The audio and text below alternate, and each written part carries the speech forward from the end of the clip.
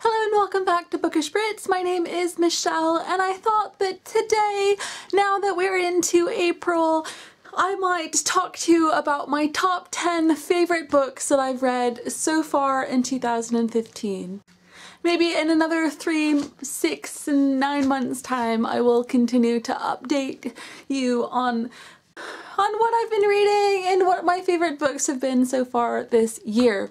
Now, so far this year I've read 41 books, but I found it pretty easy to narrow it down to just 10 of my favourites. Of course, I'm sure that it will get even harder as I go along because this year looks like an incredible year for books.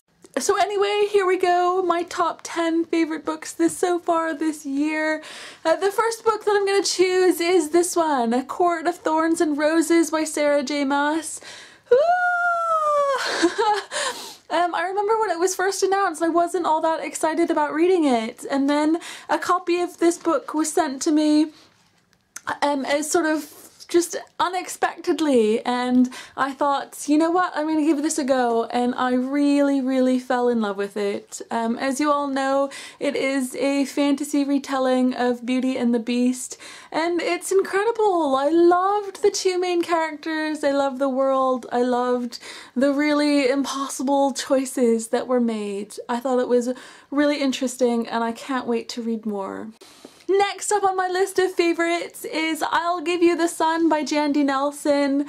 Wow, this book, it is so beautiful. Now, ages ago I read Jandy Nelson's first book, The Sky is Everywhere, and I loved it, but I didn't think it was possible, but I love her new one even more.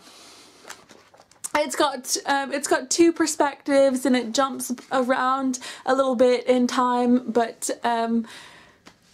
so very good. I loved the relationship between the brother and sister. I love the relationships that both the brother and sister get involved in. I loved the overall themes of art and families and grief, and it's just so wonderful.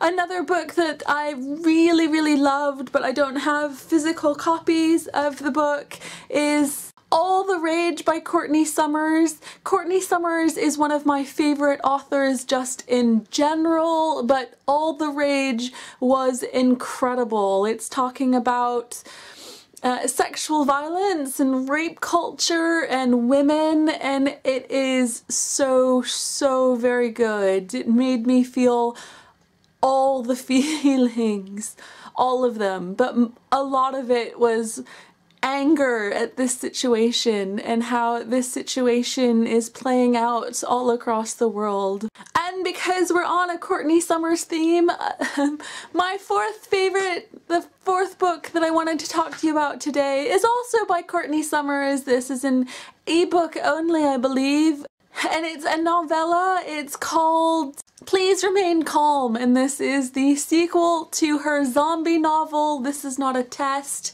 And I felt like, whew, Courtney Summers really just sort of wrung my heart out with this one. I did not know where this story was going. I didn't want it to go where it did. Oh. Another ebook that I read this year is No More Confessions by Louise Rozett. I love Louise Rozett's books. Her first two were published by Mirror Inc. in the UK, called Confessions of an Angry Girl and Confessions of an Almost Girlfriend, and it follows this teenage girl called Rose Zarelli as she's dealing with her anger and her relationships and the death of her father, and figuring out who she is and navigating high school and all of these wonderful things. And No More Confessions is the third and final book in Rose's story, and I loved it. I really did. She goes on such a journey, and I just loved the ending. I thought it was a great way to finish off this trilogy. Another book that I read and loved is Vanishing Girls, the new book by Lauren Oliver.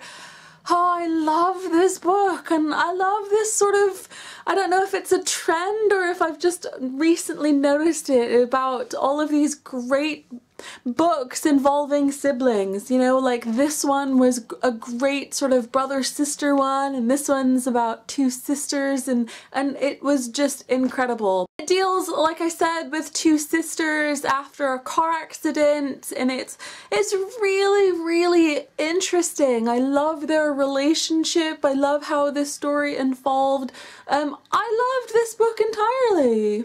Another book that I don't have a physical copy of, but I hope to get one soon, is The Winner's Crime by Marie Rutkoski, and it's the sequel to The Winner's Curse, which I read and adored last year, and I think that I adored The Winner's Crime even more. I loved the world building and the setting of this story. I love all of the characters, the political intrigue, and oh my god, the relationship between these two main characters that is so stretched out, and the angst, and everything is so... It's kind of like this slow burn of heartache, and I loved it so much. Another favorite this year is Urban Legends by Helen Grant. I've talked about this book quite a bit on my own channel, and a review should be up on my blog soon if you want to check that out. This is the third and final book in the Forbidden Spaces trilogy.